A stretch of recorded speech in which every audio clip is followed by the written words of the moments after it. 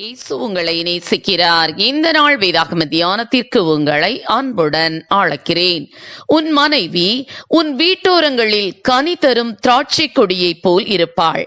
128 சங்கீதம் 3 bill Clinton அமெரிக்க அதிபராக வெற்றி பெற்று தன் வாகனத்தில் வெள்ளை மாளிகைக்கு சென்று கொண்டிருந்த போது முன் இருக்கையில் அவரின் மனைவி ஹிலாரி கிளின்டன் அமர்ந்திருந்தார்.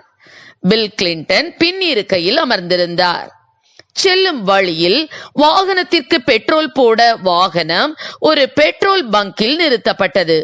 ஒருவர் வாகனத்திற்கு பெட்ரோல் போடுகிறார்.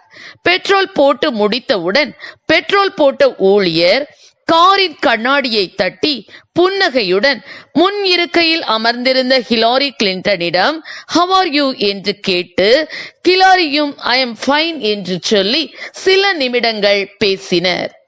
கண்ணாடி ஏற்றப்பட்டு வாகனம் புறப்பட்டது. பின் இருக்கையில் அமர்ந்திருந்த பில் கிளின்டன் ஆச்சரியத்துடன் தன் மனைவி ஹிலாரியை பார்த்து கேட்டாராம், ஹிலாரி, நீ ஒரு அமெரிக்க அதிபரின் மனைவி மற்றும் வெள்ளை மாளிகையில் குடியேறப் போகும் அதிர்ஷ்டசாலி. இந்த சாதாரண பெட்ரோல் பங்க் ஊழியரை உனக்கு எப்படி தெரியும் என்றாராம். அதற்கு ஹிலாரி கிளின்டன் சொன்னாராம், அவன் என்னுடைய கிளாஸ்மேட். அவனுடைய பெயர் அலெக்சாண்டர். அவன் நல்ல வசதியான குடும்பத்தை சேர்ந்தவன் தான். கல்லூரியில் கூட நன்றாக படித்தவன். அது மட்டுமல்ல, என்னை அதிகமாக நேசித்தவன். என்ன செய்வது, காலத்தின் சூழ்நிலை. அவன் பெட்ரோல் பங்கில் வேலை செய்கிறான் என்றாராம். வாகனம் போய்கொண்டே இருக்கிறது. பில் கிளின்டன் கிண்டலாக ஹிலாரியிடம், ஒருவேளை உன்னை அதிகமாக நேசித்த அவனை நீயும் நேசித்து திருமணம் செய்து இருந்தால் இன்றைக்கு நீ பெட்ரோல் பங்க் ஊழியரின் மனைவியாக இருந்திருப்பாய், அப்படித்தானே என்று கேட்டாராம் கிளின்டன் ஹிலாரியிடம். அதற்கு ஹிலாரி சொன்னாராம், அப்படியல்ல மிஸ்டர் கிளின்டன், அந்த அலெக்சாண்டர் அமெரிக்க அதிபராக இருந்திருப்பான். நீர் எங்கேயாவது ஒரு ஊழியராக இருந்திருப்பீர் என்று தன் திறமையை சூசகமாக வெளிப்படுத்தினாராம். ஆம், எனக்கு அருமையானவர்களே, ஒவ்வொரு ஆணின் வெற்றிக்கு பின்னும் ஒரு பெண் முதுகெலும்பாக செயல்படுகிறாள். பல நேரங்களில் பெண்கள் தங்கள் திறமைகளை சாதாரணமாக எடுத்துக்கொண்டு அவற்றை வெளிப்படுத்த தவறிவிடுகின்றனர். தேவன் மனுஷியை படைத்ததன் நோக்கமே அவள் மனுஷனுக்கு ஏற்ற துணையாக, ஆசீர்வாதமாக, உதவியாக இருக்கும்படியாகத்தான். உன் மனைவி உன் வீட்டோரங்களில் கனி தரும் திராட்சை கொடி என சங்கீதம் 128:3 வாசிக்கிறோம். அப்படியானால் ஊட்டச்சத்தும் பலனும் தரும் திராட்சை ரசமாக இருப்போமே அல்லாமல் எலும்புருக்கியாக இருக்க மாட்டோம். ஆபிரகாமின் விசுவாச வாழ்விற்கு சாராளும் மிகவும் உறுதுணையாக இருந்தாள்.